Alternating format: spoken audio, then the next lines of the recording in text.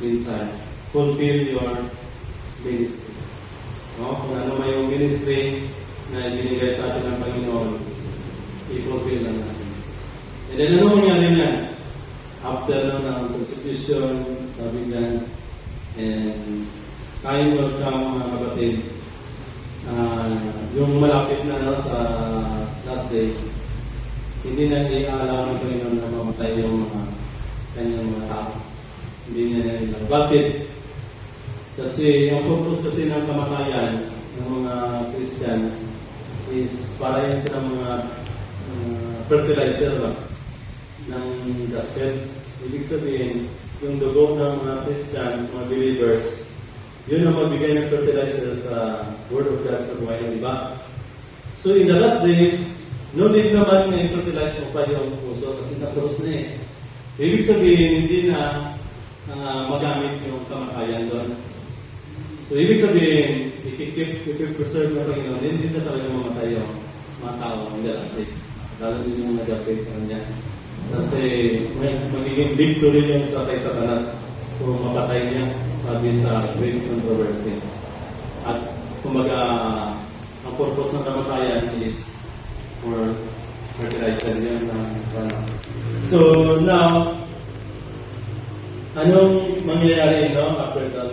Sabi dito mga kapatid, nakita ni John sa Revelation chapter 7, sabi niya, after these things, I looked and behold a great multitude which no one could number of all nations, tribes, peoples, and tongues, standing before the throne and before the Lamb, clothed with white robes, with palm branches in their hands, and crying out with a loud voice, saying, salvation belongs to our God, who sits on the throne and to the Lamb. Ibig sabihin, nakita ni John, mga kapatid, ang mga tao na nakasuot ng puti. Great multitude. Great multitude. Na nakasuot ng puti. May hawak ng palm branches at may heart na sa kanilang mga kamay. Saan sila nakatayo?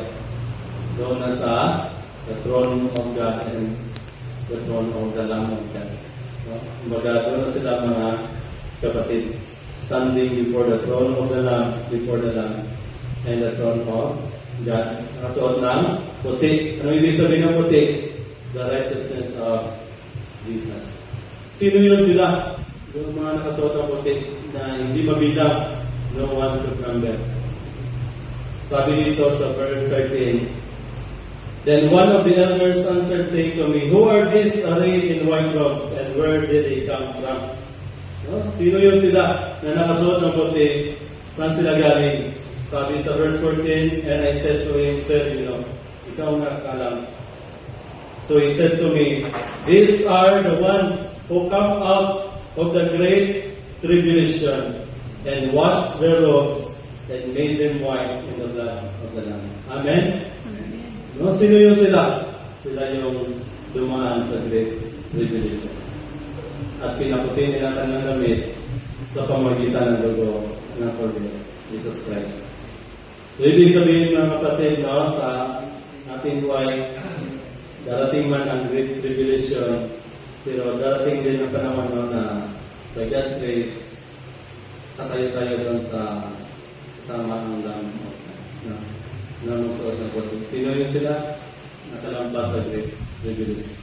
Kahit dumaan man, pero importante nakalampas sa great tribulation. And sabi pa na yun, those who follow the Lamb in heaven, follow Him on earth. Ibig sabihin, kung gusto natin sumunod kay Jesus sa langit, sa river of water, papunta na sa tree of life, susunod din tayo sa Kanya dito sa earth. Habang di pa yun dumarating. So ang Diyos, mag-bless sa inyo.